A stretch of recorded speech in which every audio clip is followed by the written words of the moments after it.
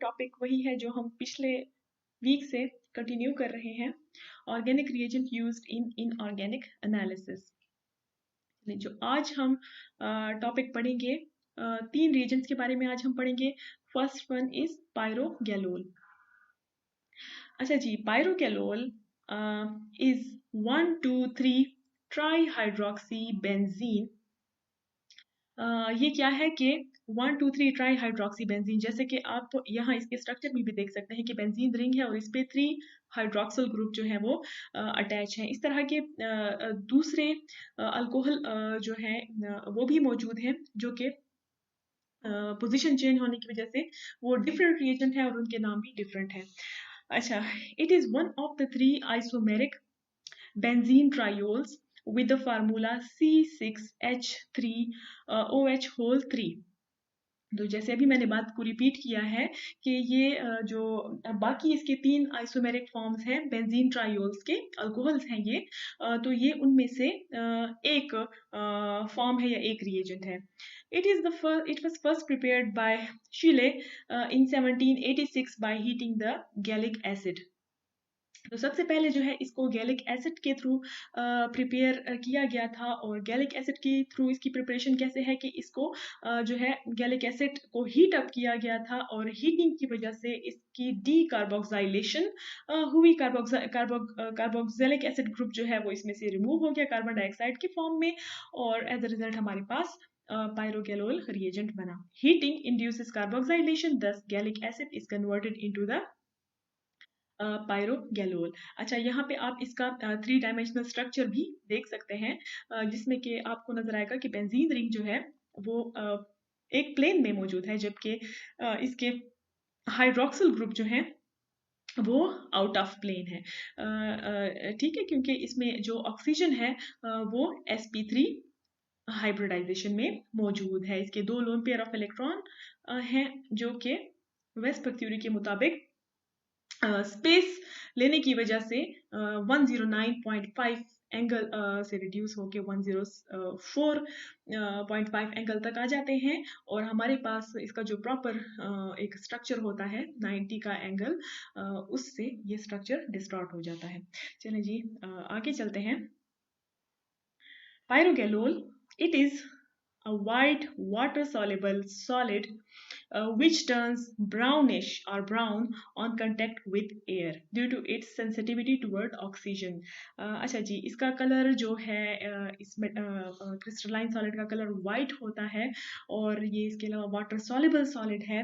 लेकिन जैसे ही एयर के साथ इसका कंटेक्ट आता है, कंटेक्ट में आता है एयर के साथ, तो चूंकि इसकी ऑक्सीजन के साथ जो सेंसिटिविटी है बहुत ज़्यादा है, बहुत आसानी से ऑक्सीडाइज हो जाता है ऑक्सीजन की मौजूदगी में। इस वजह से इसका जो वाइट कलर है वो ब्राउनिश या फिर ग्रेइश हो जाता है।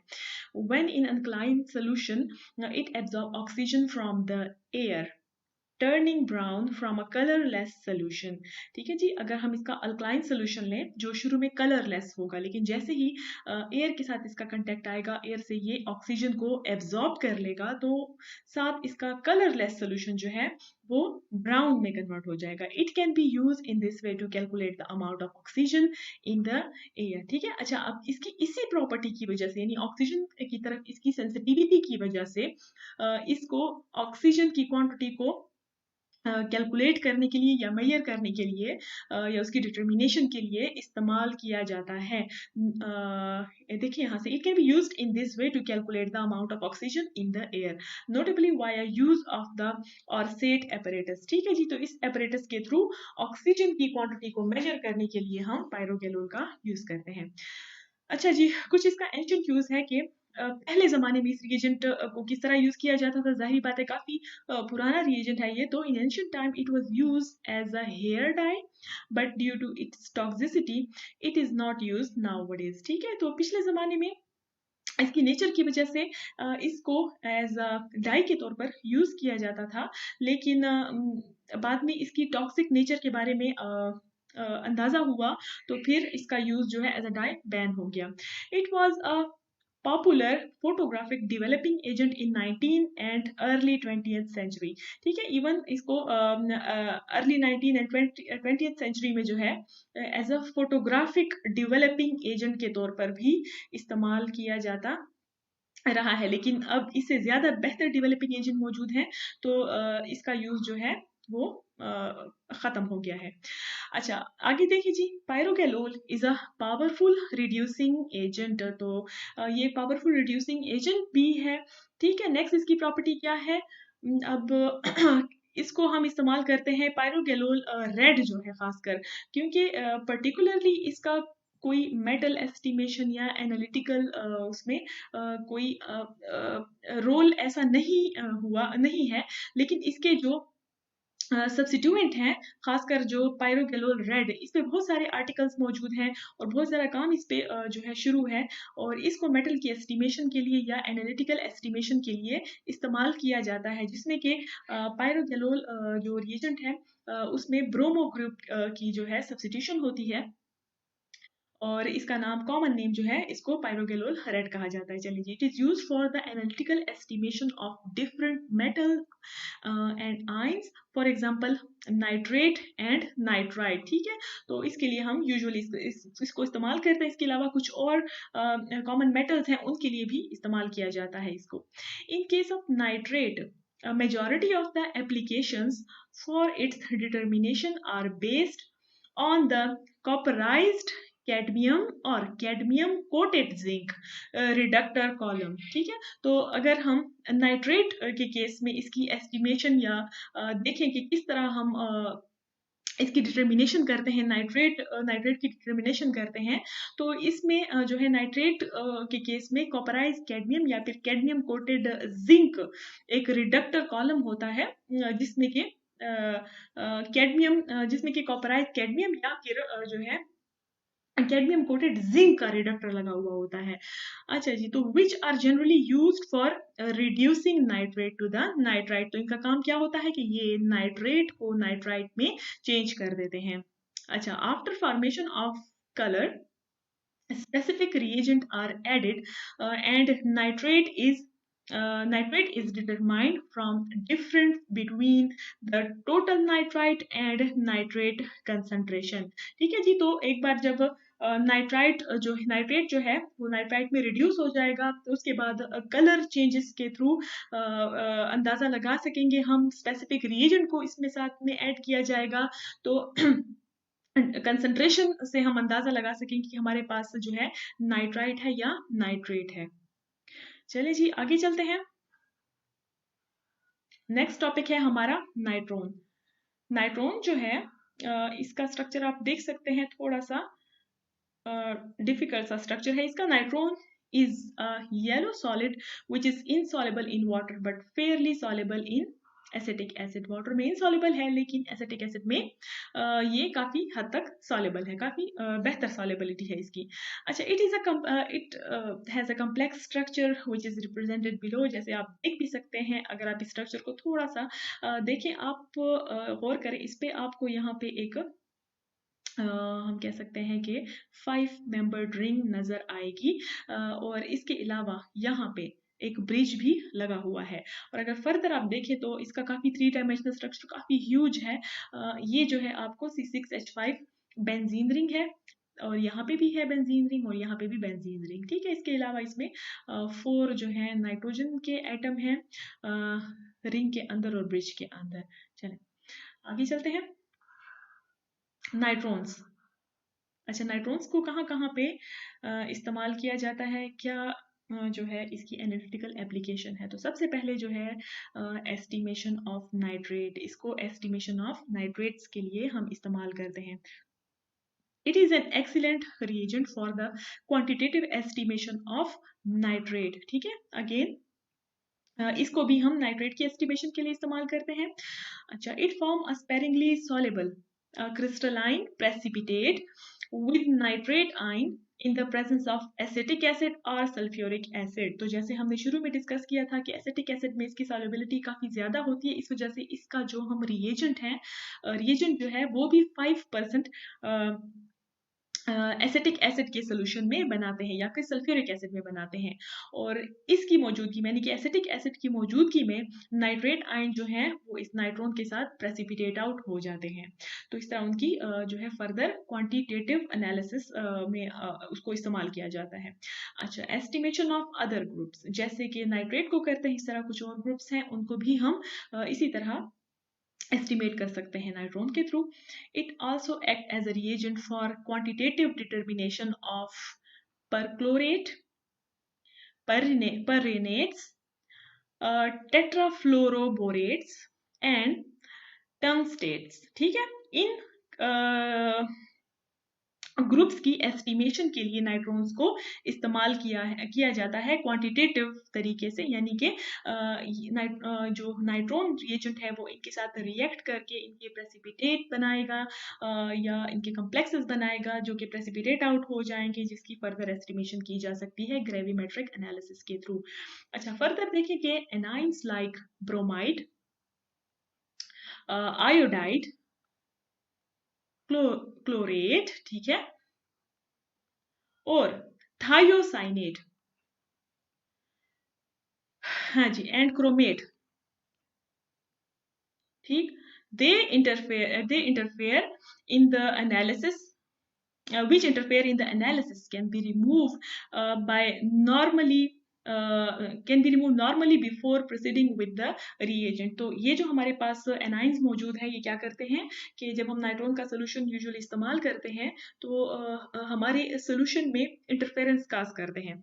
ठीक है, इंटरफेरेंस का क्या मतलब है कि ये भी साथ प्रेसिपिटेट आउट हो सकते हैं और ये हमारे रिजल्ट को जो है इफेक्ट कर सकते हैं। तो क्या किया जाता है कि इन आयंस को यूजुअली कॉमन तरीकों से पहले रिमूव कर लिया जाता है, उसके बाद जो है फर्दर एस्टिमेशन की जाती है ताकि हमारे पास जो क्वांटिटेटिवली करेक्ट एस्टिमेशन हो सके जो भी जिस आयन की या जिस भी कंपाउंड की हम करना चाहते हैं।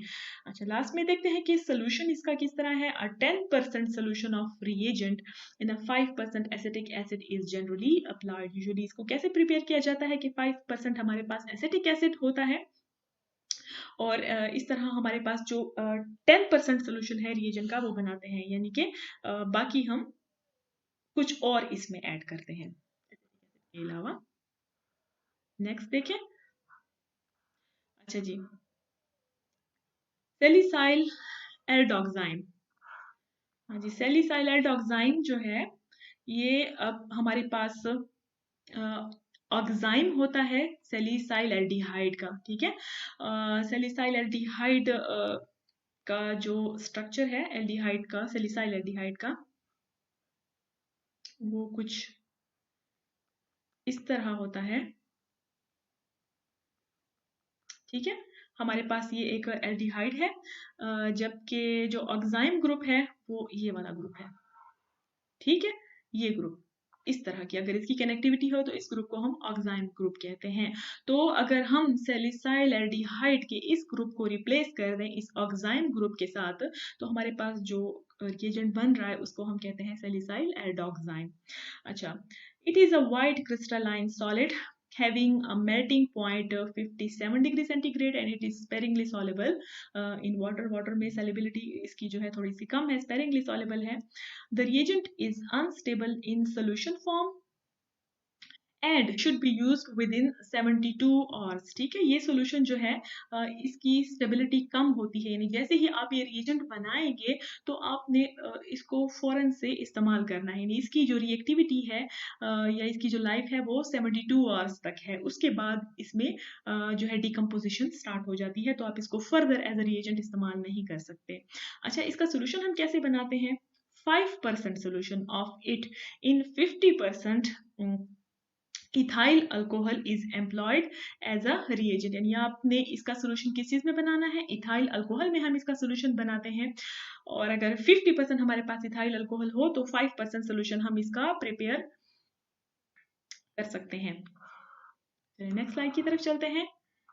सेलिसाइल एल्डोक्साइन का यूज हम कहाँ कहाँ पे करते हैं। तो सबसे पहले जो है इसको हम एज अ चिलेटिंग एजेंट इस्तेमाल करते हैं। It is a chelating agent and it is used in analysis of samples containing transition metals with which it often forms brightly colored coordination complexes। तो इसको भी हम जो है एक कोऑर्डिनेशन कम्प्लेक्स के तौर कोऑर्डिनेटिंग रिएजेंट के सॉरी चिलेटिंग रिएजेंट के तौर पर जो है हम इसको इस्तेमाल करते हैं, क्योंकि इसके स्ट्रक्चर में ऑक्सीजन भी मौजूद है और नाइट्रोजन भी मौजूद है। अ, ये अपना जो ऑक्सीजन है, यहाँ पे आप अगर आए, ये देखिए, ये देखिए, ये वाला ऑक्सीजन जो है, ये ऑक्सीजन, ठीक है, ये इस हाइड्रोजन ग्रुप को जो है वो लॉस कर लेता है एज अ प्रोटॉन, और इस पे नेगेटिव चार्ज जो है वो डिवेलप हो जाता है। तो ये इस नेगेटिव चार्ज से या इलेक्ट्रॉनिक पेयर से भी डोनेशन कर सकता है। इसके अलावा यहाँ पे आपको नाइट्रोजन भी नजर आ रहा है, इसके ऊपर पास भी लोन पेयर ऑफ इलेक्ट्रॉन है। तो ये दोनों साइडों से जो है वो कर सकता है, कोऑर्डिनेशन कर सकता है, एज अ लिगेंड हम इसको इस्तेमाल कर सकते हैं। और ये जो है हमारे पास एक चिलेटिंग लिगेंड है, ठीक है जी, यानी कि चिलेटिंग लिगेंड है और बाइडेंटेट है, दो इलेक्ट्रॉनिक पेयर जो है ये डोनेट कर सकता है। अच्छा जी, तो इसीलिए हम इसको ग्रेविमेट्रिक डिटर्मिनेशन में भी इस्तेमाल करते हैं। कहाँ कहाँ पे?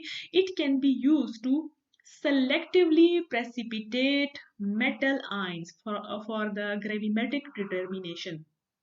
ठीक है, कोई खास किस्म के मेटल आयंस अगर हमें सेलेक्टिवली प्रेसिपिटेट आउट करने हो, तो इसके लिए सैलिसाइल और डाइऑक्साइड जो है उसको इस्तेमाल किया जाता है, क्योंकि कुछ रिएजेंट्स ऐसे हैं जो कि मुख्तलिफ तरह के, अगर हमारे सोल्यूशन में मुख्तलिफ तरह के कैटाइंस या आयंस मौजूद हैं, तो वो एज अ इंटरफेरेंस आयन जो है अपना रोल प्ले करते हैं, और वो भी साथ प्रेसिपिटेट आउट हो जाते हैं, यानी कि को प्रेसिपिटेशन हो जाती है।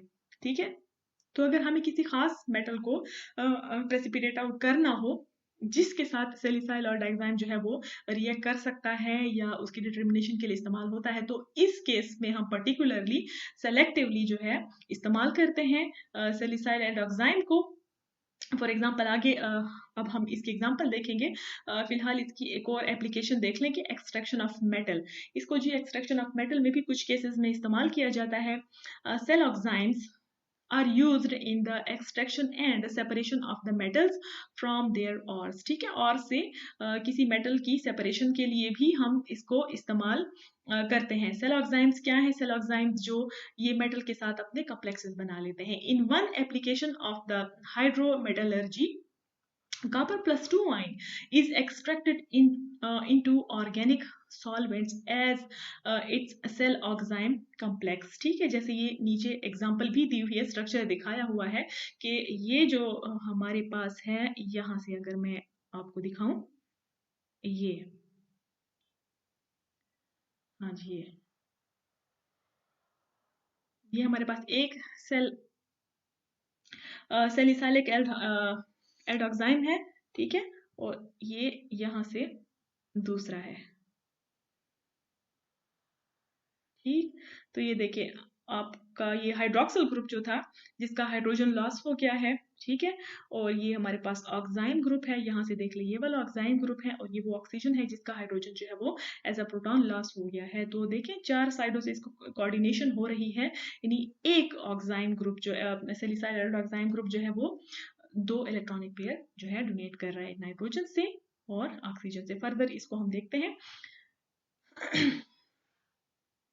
अच्छा जी, ये देखिए एस्टिमेशन ऑफ कॉपर में, ठीक है जी, एस्टिमेशन ऑफ कॉपर में इसलिए हम इसको इस्तेमाल कर सकते हैं जो ऊपर हमने एप्लीकेशन मेंशन की है उनकी बेस पे। तो estimation of copper, salicylaldoxime gives greenish yellow precipitate of copper salicylaldoxime with copper ion at a pH of 2.6, यानी कि थोड़ा सा ये pH सेंसिटिव है, इस pH पे करेंगे तो कॉपर को ये प्रेसिपिटेट आउट कर देगा in the presence of acetic acid. ठीक है जी, अच्छा अब जरा देखिए इसको, ये हमारे पास सेलिसाइल एडोक्साइम है, नाइट्रोजन ग्रुप है जिसके पास दो लोन पेयर ऑफ इलेक्ट्रॉन है, सॉरी एक लोन पेयर ऑफ इलेक्ट्रॉन है, और यहाँ पे हमारा हाइड्रोक्सिल ग्रुप है।